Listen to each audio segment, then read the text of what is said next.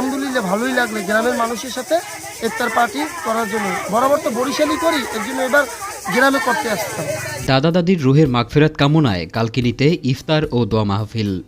মাদারীপুরের কালকিনি উপজেলার রামনগর গ্রামে দাদা দাদির রুহের মাগফিরাত কামনায় ইফতার মাহফিল ও দোয়া অনুষ্ঠানের আয়োজন করেছেন বরিশাল নগরীর গগনগল্লির বিশিষ্ট সাউন্ড ব্যবসায়ী রানা সর্দার ও জনি সর্দার।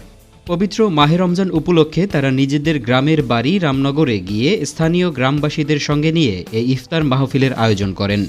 ইফতারের আগে ও পরে সর্দার বাড়ি জামে মসজিদে দোয়া ও মোনাজাত অনুষ্ঠিত হয়। এ সময় মরহুম দাদা মোহাম্মদ আমজেদ আলী সর্দার এবং মরহুমা দাদি ছোট বিবির আত্মার মাগফিরাত কামনা করে বিশেষ দোয়া করা হয়। দোয়া মাহফিলে গ্রামের গণ্যমান্য ব্যক্তি ও মুসল্লিরা উপস্থিত ছিলেন এবং মরহুমের রুহের মাগফিরাত কামনা করেন। আয়োজকরা জানান, দাদা দাদির স্মরণে এবং তাদের রুহের মাগফিরাত কামনায় প্রতি বছরই এমন আয়োজন করার ইচ্ছা রয়েছে। অনুষ্ঠানে অংশ নিয়ে গ্রামবাসীরাও সন্তোষ প্রকাশ করেন এবং মরহুমদের জন্য দোয়া করেন। এম এস রিমন, সময় খবর, মাদারীপুর, ঢাকা।